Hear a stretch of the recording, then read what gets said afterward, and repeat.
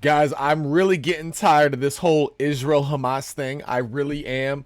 But we are getting closer and closer and closer to World War III with what's going on over there. And us as average Americans, we got to stay on top of this because this is going to set prices sky high if we get involved in a world war with Iran and the entire Middle East. And we got Iran threatening us. We got Iraq and different drone attacks happening to different military bases all over the Middle East. We have more troops in the Middle East still that I think people don't really realize either. So we're going to get into it, guys, really get to the facts when it comes to this. But welcome. Happy Tuesday. It's Tuesday, right? I think it's Tuesday. Let me make sure. Oh, crap. It's Wednesday.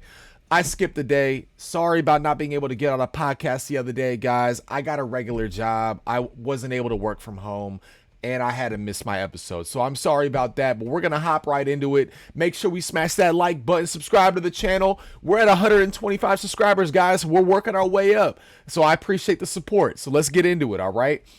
We got this first thing here, and it would probably help if I actually had the article up. There we go. And this is from AP News. Israel has ramped up airstrikes across the Gaza Strip, reducing residential buildings to rubble and crushing families. Airstrikes have killed dozens at a time in leveled homes, according to witnesses. The surging death toll foretells even greater loss of life headed in Gaza, where Israeli forces are expected to launch a ground invasion seeking to destroy Hamas. Fuel shortages and the bombardment forced the shutdown of medical facilities, Gaza officials said. U.S. and other officials fear the fighting could spill over into a wider regional conflict. The war in its 19th day, Wednesday, is the deadliest of 5 Gaza wars for both sides. Is the deadliest of 5 Gaza wars for of all the wars. The Hamas-run health ministry said Tuesday that at least 5,791 Palestinians have been killed, including at least 704 in the past day and 16,297 wounded. In the occupied West Bank, 96 Palestinians have been killed and 1,650 wounded in violence and Israeli raids since October 7th. And we're going to stop right there real quick, guys.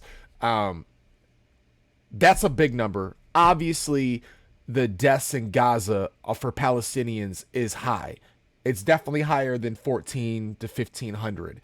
Is it as high as 5,700 and something?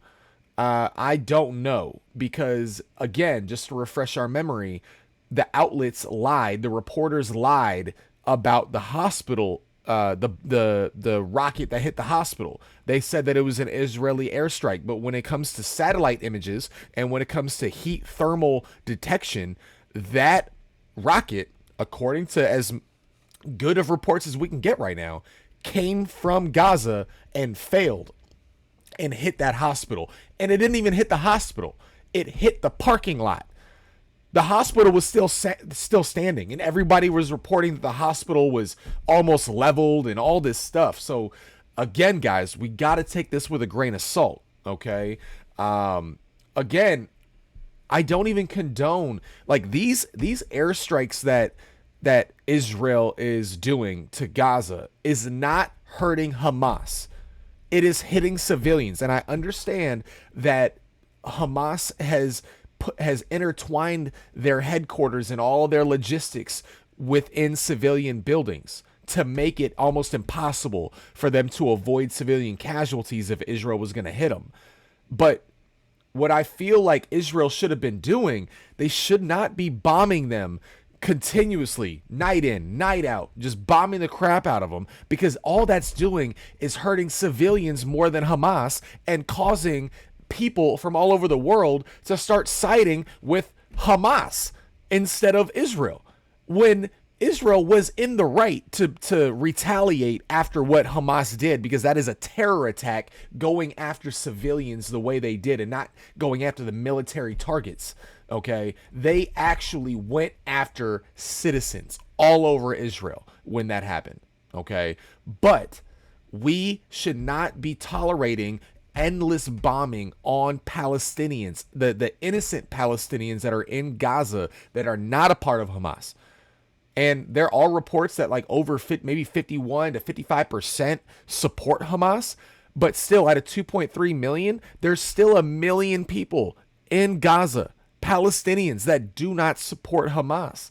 And we cannot just retaliate on them like all the people in Gaza are terrorists, because they're not. And it's just not logical to be able to think that way. You know what I mean? So that's the one gripe I have on Israel is, look, I understand. Okay, bomb them. You could have bombed them for the first 3 days, but this has been going on since October 7th. It's been over 2 weeks, 2.5 weeks, almost 3 weeks of consistent bombing, and it's not hurting Hamas. Again, this is hurting civilians more than anything, and that's the problem. That's the problem. So, but again, I support Israel. So don't get it twisted. I support Israel on this, but I do see the other side on it where they're like, well, they're just endlessly bombing. It's just hurting regular Palestinians, not even Hamas. And I completely support that stance as well, because we should not just be endlessly bombing like this, guys. It just makes absolutely no sense. Makes no sense. It's just gonna turn. It's gonna turn the thought on this war. I mean, at first, when this thing first happened, everybody was on Israel's side. There was nobody that was on the side of Hamas. I mean, come on. But the moment that they started endlessly bombing them, to the point where now they have at least, even if the numbers are off, because obviously they said they have over 5,000 dead or whatever. I don't know if I believe that, but I can almost assure you that it was double what happened in Israel. Okay, they've killed double, and they haven't even killed Hamas people. They've killed civilians. Okay, so again, guys, we got to walk on light water with this, and that's why it's so frustrating. We are walking into World War III so freaking quick. Iran already said that they're going to get involved if Israel puts boots on the ground in Gaza, and they're planning on doing that. So we're going to get into it a little bit more here, guys. But we got here, according to Reuters, the Turkey's president Erdogan says Hamas is not a terrorist organization and cancels trip to Israel. Turkish President Tayyip Erdogan, in his strongest comments yet on the Gaza conflict, said on Wednesday the Palestinian militant group Hamas was not a terrorist organization, but a liberation group fighting to protect Palestinian lands. NATO member Turkey condemned the civilian deaths caused by Hamas' October 7th rampage in southern Israel, but also urged Israeli forces to act with restraint in their response. Ankara has strongly criticized Israel's bombardment of Gaza. Hamas is not a terrorist organization. It is a liberation group, Mujahideen, waging a war to protect its lands and people, he told lawmakers from his ruling AK party, using an Arabic word denoting those who fighting for their faith. Unlike many of its NATO allies in the European Union, Turkey does not consider Hamas a terrorist organization and hosts members of the group on its territory. Ankara backs a two-state solution to the decades-old Israeli-Palestinian conflict. Erdogan also slammed Western powers for supporting Israel's bombing of Gaza and called for an immediate ceasefire, the unhindered entry of humanitarian aid into Gaza, and for Muslim countries to work together to stop the violence. The perpetrators of the massacre and the destruction taking place in Gaza are those providing unlimited support for Israel, Erdogan said. Israel's attacks on Gaza for both itself and those supporting them amount to murder and mental illness. Israel rejected Erdogan's description of Hamas, with Foreign Ministry spokesperson Lior Hayat calling the group a despicable terrorist organization. Even the Turkish president's attempt to defend the terrorist organization and his inciting words will not change the horrors that the whole world has seen. And that is true. That is true. But again, the Turkey's president, Erdogan, is not completely wrong. He's wrong in the fact that they are a terrorist organization. There's no way you can get around that. They are a terrorist organization. But at the same time, Israel, the way they're bombing Gaza right now, they're not hurting Hamas. They're emboldening them. And you're also emboldening all the 13 to 14, 15-year-olds that aren't necessarily at the age to fight right now. But they're seeing the massacre of their people, of just civilians, not Hamas, civilians. And they are seeing this at a young age. 3 to 5 years from now, they're going to be so much more headstrong on fighting Israel and wiping out Israel. I'm telling you guys, this is not going to stop the way it's going. It's just not. Like, they need to stop bombing. Like, focus on the ground invasion to get to Hamas. Do that. But you should have stopped bombing them at least a week to a week and a half ago at the very minimum. The very minimum, guys, because this is doing nothing to Hamas. Nothing. Nothing at all. So it's just very frustrating when it comes to that. And then we got this here as well from Reuters. Israel agrees to U.S. request to delay Gaza invasion. And this is more serious when it comes to World War III worries, okay? Israel has agreed to delay an expected invasion of Gaza for now so that the United States can rush missile defenses to the region to protect U.S. troops there, the Wall Street Journal reported on Wednesday, citing U.S. and Israeli officials. U.S. officials have so far persuaded Israel to hold off until U.S. air defense systems can be placed in the region as early as later this week, the World WSGA said, whatever. What was it? Wall Street Journal? Yeah, Wall Street Journal. Israel is also taking into account in its planning the effort to supply humanitarian aid inside Gaza, as well as diplomatic efforts to free hostages held by Hamas militants, the news report said. I mean, guys, that right there, we're putting all of this in place not to just protect Israel. Okay, we are having our own military get hit with different attacks from proxy groups that are tied to Iran all over the Middle East. All right, we already have some injuries according to some of these attacks. I don't think we have any deaths yet, if I'm not mistaken, but they're attacking. If we're putting this much military equipment and personnel in the Middle East, this is not good, especially if Israel does not say they're not going into Gaza. Like, they don't pull that completely out of the bag. With all the airstrikes that have happened, Iran is going to get involved. Hezbollah is going to get involved. And if that happens, our gas is going through the goddamn roof. Our groceries are going to go through the goddamn roof like they have been. I mean, guys, we have not seen the prices as high as they've been, right? I mean, they've come down slightly in certain areas depending on what you're buying. But if World War III starts, we are going to see something that we have not seen in a long, long time. The majority of the country was not alive, or at least at adult levels. They were not in adults at the time of World War II. And the people that did live through that are old as dirt and can't do anything anyway. They're in retirement. So it's like we are in unprecedented territory for people my age, anywhere between, obviously 18 to, 35, 40 years old. We have not seen anything like this. This is about to be very problematic, very quick. And we better pray to God. Whatever God you pray to, okay? We better pray that World War III does not start, because if Iran gets involved, World War III starting. World War III starting. And we already have a NATO member with Turkey. We have a NATO member with Turkey that's already condemning Israel and saying that Hamas isn't a terrorist organization. Like, so a member of NATO is saying that?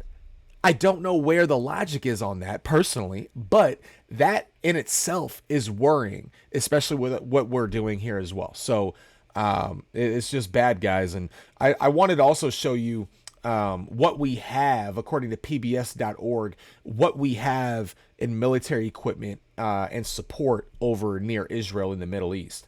And I'm not going to go through the details of everything, but the U.S. is providing some personnel and much needed munitions to Israel. Defense Secretary Lloyd Austin announced that a small cell of special operations forces was now assisting Israel with intelligence and planning. They have not been tasked with hostage rescue, contrary to some reporting, a defense official said, but could if they were requested to do so. The U.S. is also getting U.S. defense companies to expedite weapons orders by Israel that were already on the books. Chief among those is getting munitions for Israel's Iron Dome air defense system sped along. And then we're down here. We're surging additional military assistance, including ammunition and interceptors to replenish the Iron Dome. Biden said, we're going to make sure that Israel does not run out of these critical assets to defend its cities and citizens. Iron Dome's missile target rockets that approach one of its cities, according to Raytheon. Israel has 10 Iron Dome systems in place to protect its cities. Beginning with Saturday's attack, Hamas has fired more than 5,000 rockets at Israel, most of which the system has been able to intercept, according to the Israel Defense Forces. Raytheon produces most of the missile components for Iron Dome in the U.S., and the Army has 2 Iron Dome systems in its stockpile. When it comes to Navy ships and planes, one of the most visible examples of the U.S. response was announcement Sunday by the Pentagon to redirect the Gerald R. Ford Carrier Strike Group to sail towards Israel. The carrier had just completed an exercise with the Italian Navy when the ship and its crew of about 5,000 were ordered to quickly sail to the eastern Mediterranean. The carrier provides a host of options, its primary command and control operations center, and can conduct information warfare. It can launch and recover E-2 Hawkeye surveillance planes recognized by their 20-foot diameter disc-shaped radar. The planes provide early warnings on missile launches, conduct surveillance, and manage the airspace, detecting not only enemy aircraft but also directing U.S. movement. The Ford carries F-18 fighter jets that could fly intercepts or strike targets. The carrier also has significant capabilities for humanitarian work, including an onboard hospital with an ICU, an emergency room, and about 40 medics, surgeons, and doctors. It sails with helicopters that can be used to airlift critical supplies in or victims out. On Friday, the USS Dwight D. Eisenhower Carrier Strike Group will leave its home port of Norfolk, Virginia, and sail for the Mediterranean, potentially doubling the Navy's Israel response. The Eisenhower had already been scheduled to deploy to the Mediterranean on a regular rotation, and the Ford is near the end of its deployment. But the Biden administration may decide to extend the Ford's deployment and keep both strike groups out there, White House spokesman John Kirby said. And then also, the Pentagon has also ordered additional warplanes to bolster existing squadrons of A-10, F-15, and F-16 squadrons at bases through the Middle East and is ready to add more if needed. Air Force Secretary Frank Kendall said Tuesday at an Atlantic Council event that the service was doubling up by directing units that were about to come home to remain in place and stay there along with their replacements. I mean, guys, we're not just sending support. We're sending enough things to the Middle East to prepare for all-out war. Okay, 5,000 just on that one carrier strike group. 5,000 military members, U.S. military members, were on that.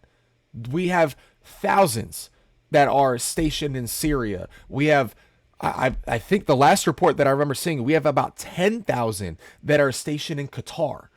Okay, like we have troops all over the Middle East. This is not going to end well. It's not going to end well. And the people that are going to get hit by this are going to be the regular civilians and us when it comes to just cost of things and money. Excuse me. So again, guys, I mean, this is why it's so important to pay attention to this stuff. Not that you can do anything about if there's war that's going to break out, but that you stay on top of it to prepare yourself financially and get certain things in order to make sure that you're not caught off guard. I mean, guys, make sure you got some sort of a stockpile. I mean, if you don't have a second fridge or a freezer at your house, make sure you get as much non-perishable items as possible, as much canned food as possible. I mean, shoot, get as much top ramen as you can. You know, just get as much cases of water as you can, just to make sure, because when things go bad, we're not going to be ready for it. We can be as ready as possible, but that does not mean we are going to know exactly when it's going to happen. So stay ready, stay prepared. That's all I can say for the average American is we got to stay prepared for something bad to happen, because this is the first time in my lifetime where we have the possibility of World War III on multiple fronts right now. Multiple fronts, guys. All right. I mean, this is more concerning than when we went into Iraq after 9/11. Like this is not good. This is not good. So Just got to stay prepared, stay on the right direction, be ready for whatever has to come in life and everything. So, again, guys, I hope you guys like the content. Again, I'm sorry we had to go over Israel Hamas one more time. I don't think it's going to be the last time either, especially if things keep escalating. But it's important to stay on top of it, all right? So stay blessed. Enjoy your day. I hope you have a great rest of your week, and I'll see you on that next video.